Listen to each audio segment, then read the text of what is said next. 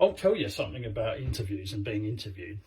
The first thing you've got to remember is that generally speaking, if you're the one being interviewed and feeling nervous, then the person interviewing you, 9 times out of 10, is even more nervous than you are. Because if it all goes wrong, if you cock the whole thing up, all you stand to do is make a fool of yourself. Whereas for him, well, it's his job on the line, isn't it? Know what I mean?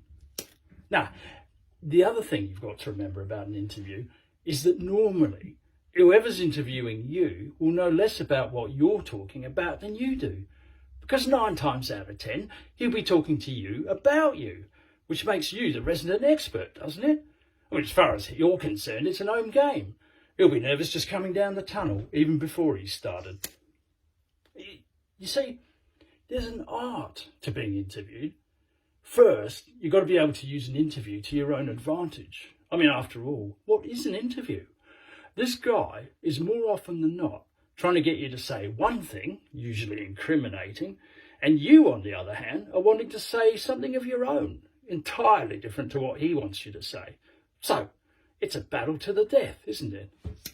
I mean, if you're being interviewed, you have to turn it round, see? You say things like, "That's a very good question, John, and I'd like to answer it, if I may, with a question of my own."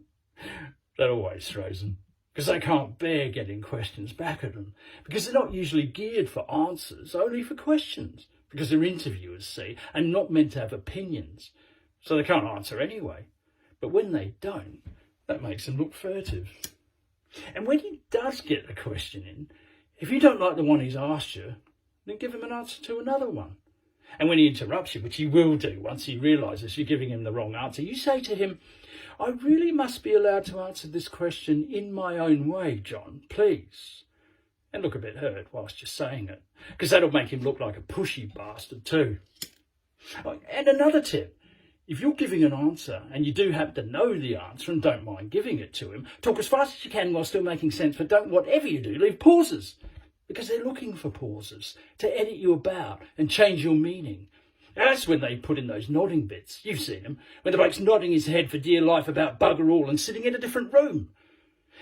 But if you don't pause, they can't get into edit, can they? And if they can't edit you, they've either got to leave the interview out altogether, which means they haven't got a program, which is generally disaster time, or they have to put in what you said in its entirety and not some version of what some monkey would like you to have said if he'd got the chance to edit you. And if you're in full flow and you do run out and you do have to stop suddenly, just like that. Okay? Because that throws him as well. Because 9 out of 10, if it's a long answer you've been giving him, he won't be listening anyway. He'll either be looking at his notes or at the floor manager or wondering, how long's this bleeder going on for? And if none of that works and you're really up against it, have a choking fit, throw yourself on the floor, knock the mic over and call for water. That usually does the trick.